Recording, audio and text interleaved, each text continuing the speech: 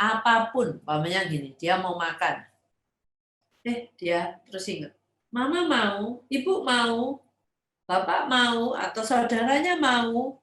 Oke, kalau kita, jangan kita selalu ngomong, biasanya orang tua, oh nggak mau, sudah kamu makan aja. Makan, kita ambillah sedikit, supaya dia tahu, oh dia harus berbagi sama orang lain. Kita pun juga seperti itu. Kalau kita punya makanan, kita bagi. Ah, adik mau? Oh ya, kasih sedikit ya. Dia minta banyak, oh nggak bisa. Nanti yang saudara yang lain kan masih ada masnya, adiknya, ada siapa gitu kan. Oke kita, jadi dia tahu artinya berbagi itu dia udah biasa berbagi itu di rumah. Ya. Bergiliran juga, bergiliran untuk kegiatan apapun di rumah ya bergiliran. Akhirnya kalau dia sudah tahu arti aktivitas berbagi dan bergiliran di rumah, itu nggak sulit untuk membuat dia berbagi dan bergiliran di tempat-tempat di luar rumah. Nah, seperti di berbagai pertemuan keluarga, mungkin ada mobilnya satu, oke dia ngomong, dia sedang main, ada mungkin sepupunya datang, pinjam, pinjam. Oke, pinjamkan ya sebentar. Nah, atau mainannya satu, orang yang mau main 5. Oke, kita bergiliran mainnya. Kamu main dulu ya sebentar. Oke, sudah selesai, digantikan waktu mainan itu diambil dari anak yang sedang bermain. Anak itu tidak marah. Nah, biasanya kan anak-anak itu pasti akan marah kalau diambil. Jadi hal itu harus memang harus dilatih, gitu ya. Akhirnya dia di tempat apapun, di taman bermain, dia mungkin kalau mau yang namanya bergiliran main ayunan karena dia lagi main. Saya kan nggak bisa ngerebut gitu aja. Kita harus nunggu tuh sampai dia selesai main, baru aku naik main. Itu ini benar-benar harus dijadikan suatu pemikiran yang serius. Buatlah kondisi di rumah, aktivitas di rumah di mana harus berbagi dan bergiliran. Oke?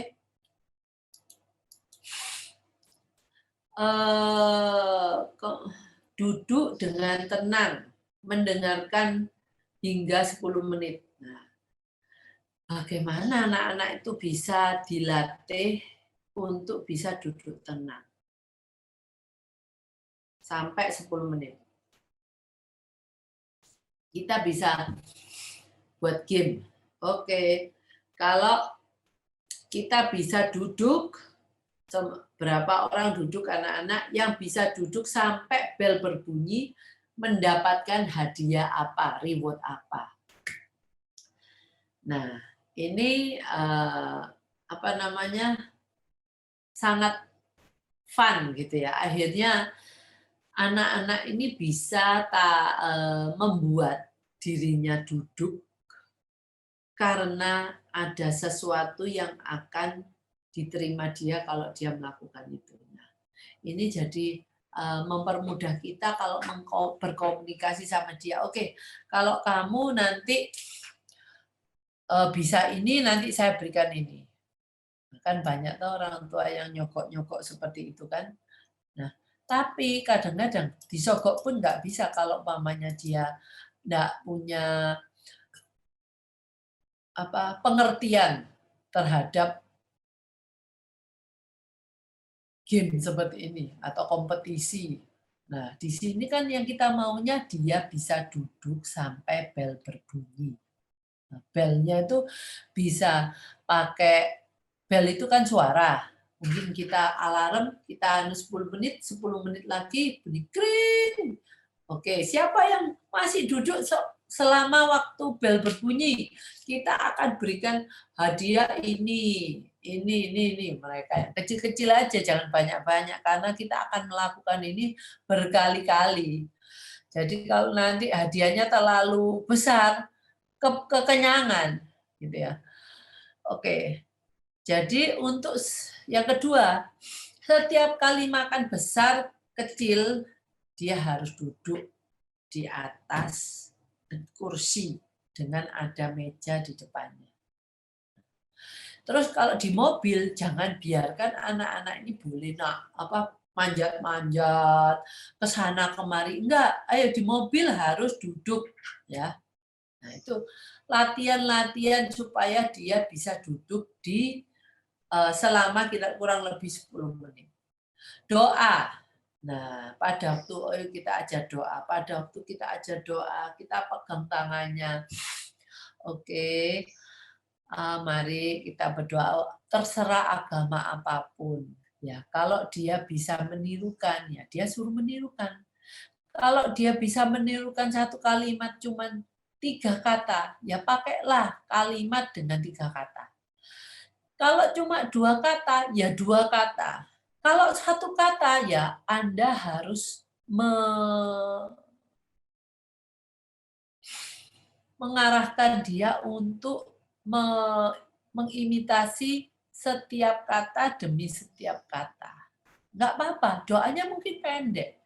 Yang penting 10 menit. Jadi itu membuat dia akhirnya terbiasa untuk duduk selama 10 menit.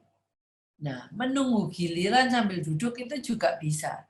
Oke, kita sediakan kursi-kursi ya. Mungkin aja kita itu juga ini kita bikin sandiwara. Oke, papa duduk, adik duduk, terus dia duduk, semua duduk bergiliran sambil duduk.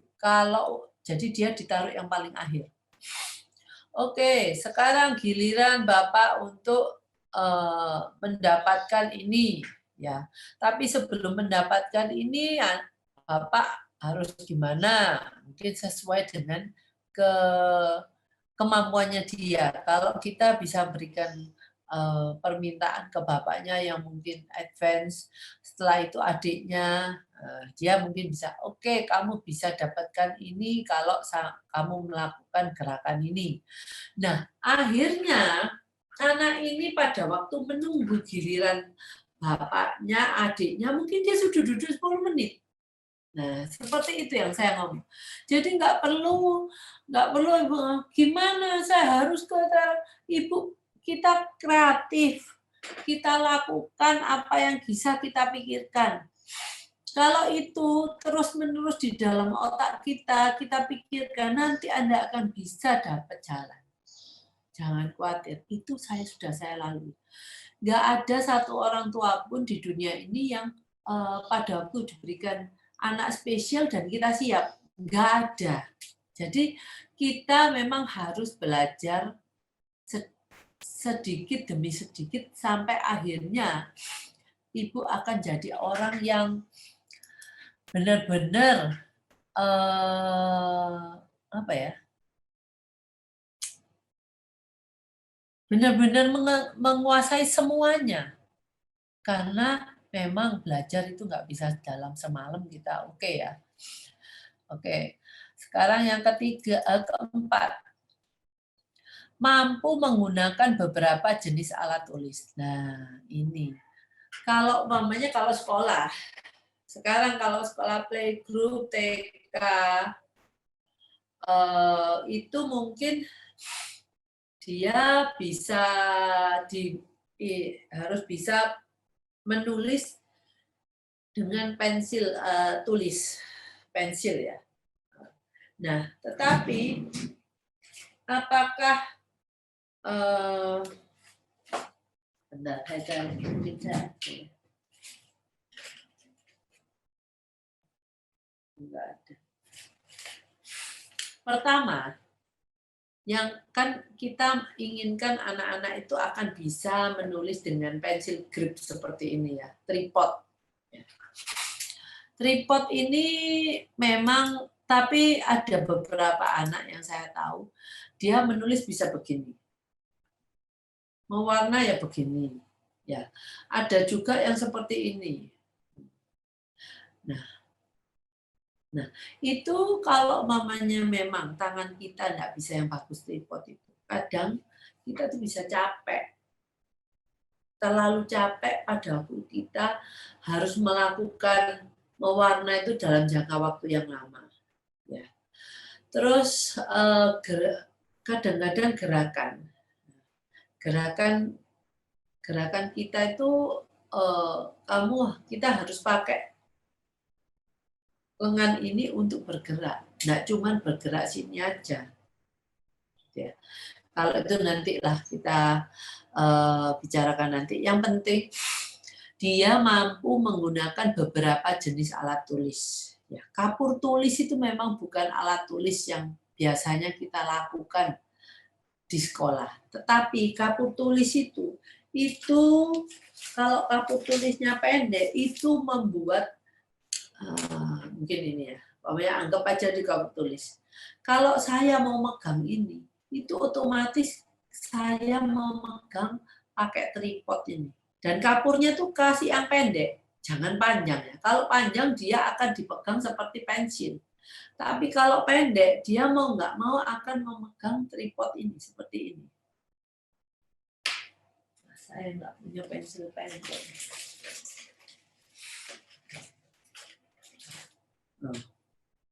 Ya, jadi mungkin kalau kapurnya itu pakailah mungkin separuhnya ini.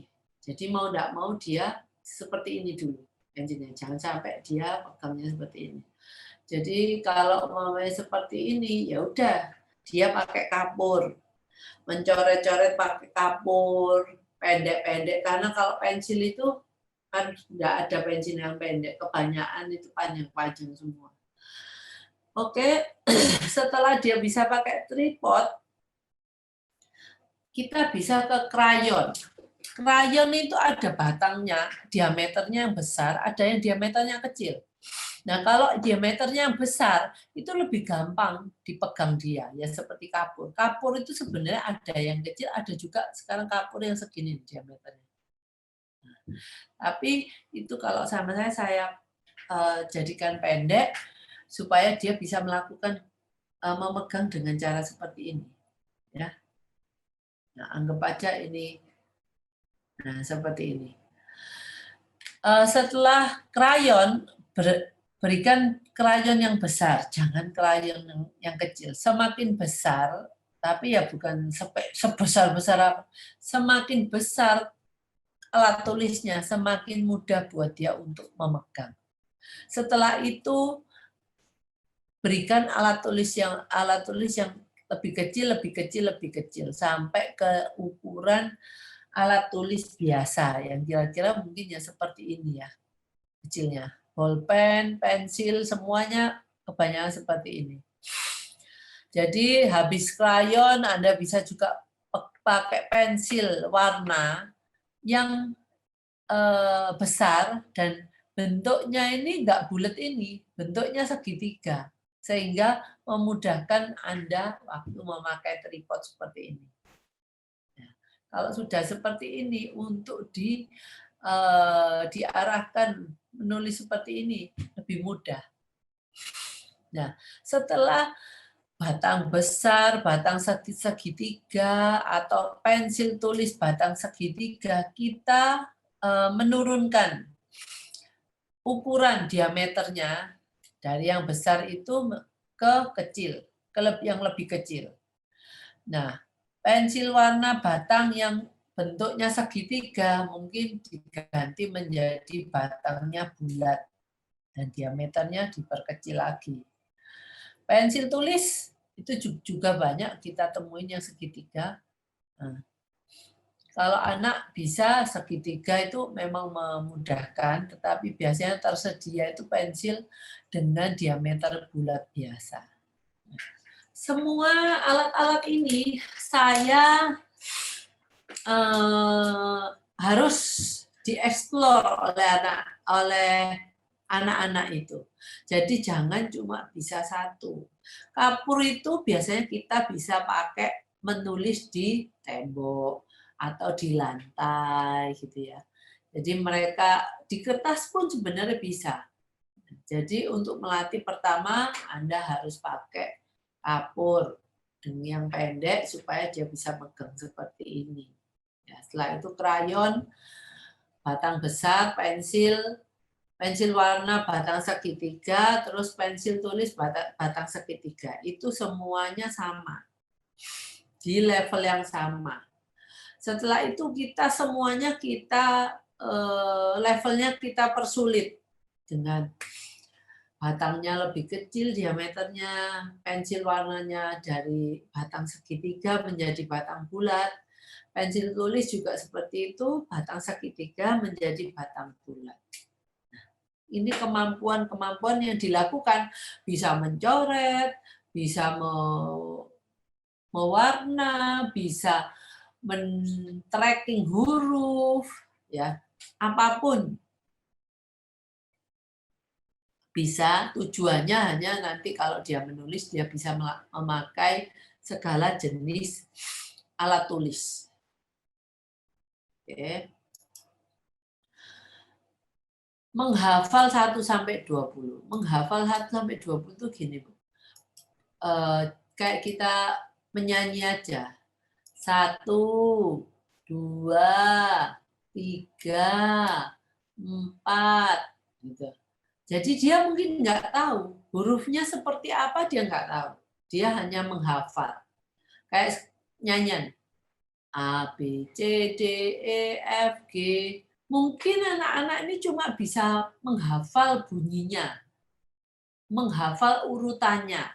Tapi bentuknya seperti apa itu belum bisa. Nah, itu dari sana dulu. Nah, menghafal angka, menghafal huruf tujuannya. Nah,